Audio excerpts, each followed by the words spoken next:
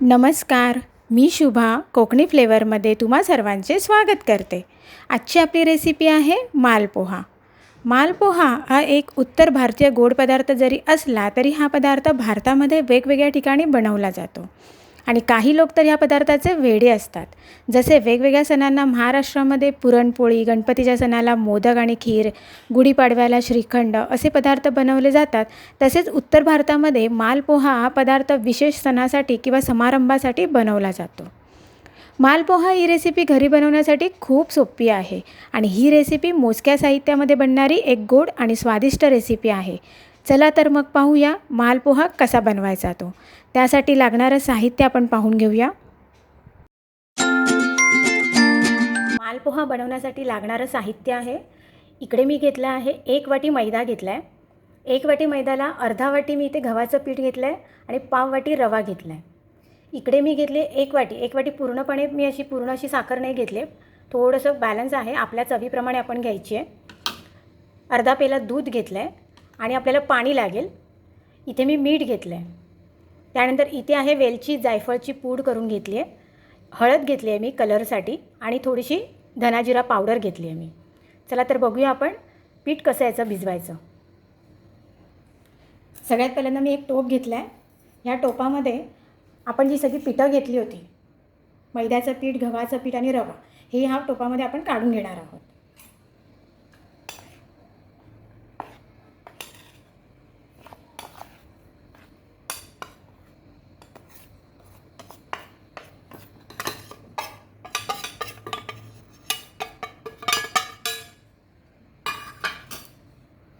त्यानंतर यामध्ये आपण घालूयात थोडी अर्धा चमचा हळद घालूया। हळद फक्त कलरसाठी आहे, काही लोक कलर यूज करतात, आपण हळद यूज करूया। यामध्ये मी 1 चमचा भरून असं धनाजिरा पावडर घालते। ह्याची टेस्ट खरंच खूप छान येते, तुम्ही घालून पण बघा।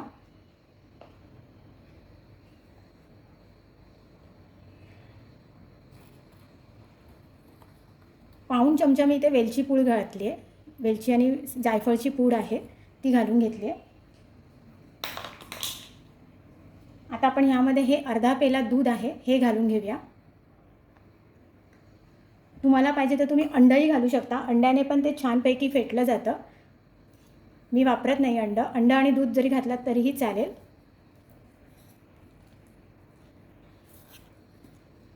आता मी यामध्ये साखर घालून घेते आणि हे व्यवस्थित मिक्सर एकत्र करून घेते आणि मग आपल्या अंदाजाप्रमाणे आपण यामध्ये पाणी ॲड करून हे बॅटर बनवून घेऊया। आधी सगळीकडे सगळे धनाजिरा पावडर आणि वेलची पूड वगैरे, साखर हे सगळीकडे एकत्र होऊन दे सगळे पीठ वगैरे, मग आपण यामध्ये हळूहळू थोडं थोडं पाणी घालून हे भिजवून घेऊया पीठ। आता यामध्ये मी पाणी घालून घेते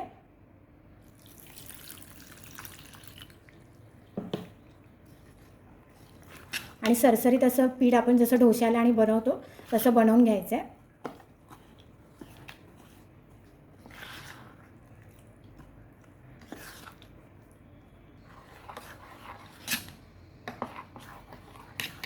आता हे पीठ जे आहे ना, हे झालं व्यवस्थित, ह्या थिकनेसने आपण बनवून घेतलं आहे। हे जे आहे ह्यामध्ये आपण रवा वगैरे सगळंच वापरलं आहे। ह्यामध्ये ज्या गुठळ्या झालेल्या आहेत त्याही ऑटोमॅटिक भिजल्यानंतर सगळ्या मेल्ट होतात, त्या सगळ्या कुस्करल्या जातात। आता आपल्याला हे पीठ आहे ना 1 ते 1.5 तास ठेवून द्यायचं आहे आणि 1.5 तासानंतर आपल्याला मालपोहे करायला घ्यायचे आहेत। काही लोक साखरेचा पाक करून असेच मालपोहे करतात आणि मग साखरेच्या पाकामध्ये सोडतात, मी तसं काही करत नाही, डायरेक्ट असं करते। हा पण खूप छान होतो, कमी तेलाचा होतो, तुम्ही एकदा नक्की करून बघा आणि टेस्टी पण लागतो। जे साखरेच्या पाकात आपण घालतो ते जरा चिवटसारखे लागतात, म्हणजे खायला जमत नाही, किंवा गरम असतानाच आपण तो खाऊ शकतो, थंड झाल्याच्या नंतर ते दाताला आणि खूप कडक होतो, चिवट बनतो। पण हा तसा काही बनत नाही, हा खुसखुशीत आणि असं छान बनतो, असा मऊसर असा। मी दाखवतेच तुम्हाला। हे असं आपलं पीठ भिजवून झालं आहे। आता आपण हे पीठ 1 ते 1.5 तास ठेवून देऊया। पोहा बनवण्यासाठी मी इथे एक पॅन घेतला आहे जो गरम करत ठेवला आहे।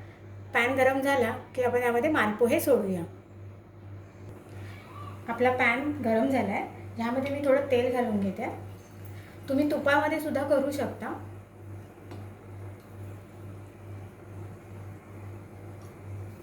मी थोडं तेल घालून घेतलं आहे। आता ह्यामध्ये आपण हे बॅटर सोडूया.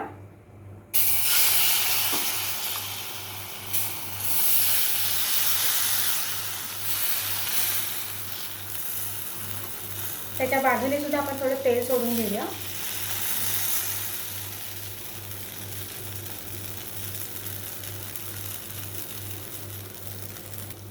यावरती झाकण ठेवूया.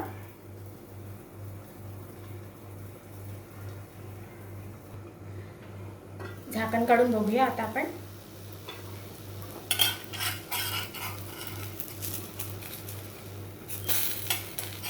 व्यवस्थित शिजलाय तो. हे बघा. आता आपण परत ह्याच्या चारी बाजूला आपण ऑइल सोडून घेऊया.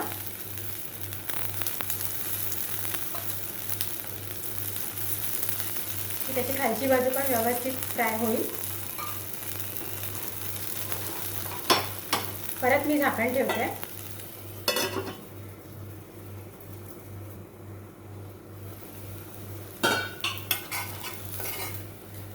हे बघा, पाठीमागची साईड आपली साईड पण व्यवस्थित फ्राय झाली आहे. आता आपण काढून घेऊया. अशाच पद्धतीने आपण दुसरा पण करून घेऊया.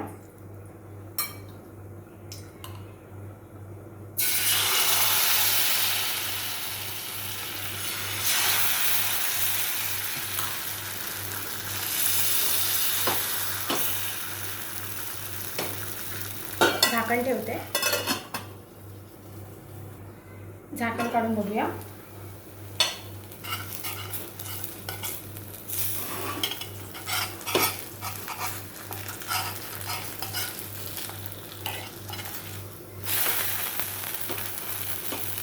थोडंसं बाजूने परत तेल सोडूया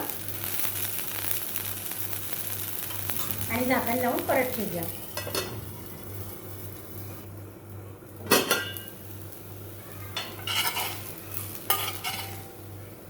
वा, हा पण मस्त झालाय.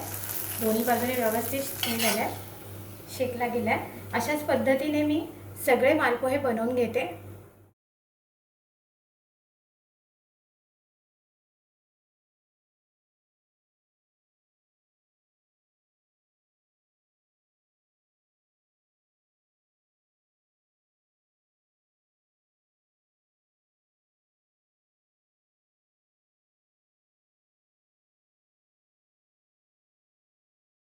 पाहिलंत मंडळी, मालपोहे सर्व करण्यासाठी तयार झाले आहेत. किती नरम झालेले आहेत. अजिबात असे चिवट असे झालेले नाही आहेत. बघा, मी त्याचा तुकडा करून पण दाखवते. पाहिलंत मंडळी, कसं एकदम व्यवस्थित असा झालेला आहे. काही मालपोहे चिवट होतात. हा मालपोहा अजिबात चिवट झालेला नाही आहे. तुम्ही असा मालपोहा नक्की ट्राय करून बघा. मालपोहा त्यावर आपण ड्रायफ्रूटचे तुकडे टाकून सर्व करू शकतो किंवा त्यावर रबडी घालून मालपोह्याचा आनंद घेऊ शकतो. असा हा मालपोहा तुम्ही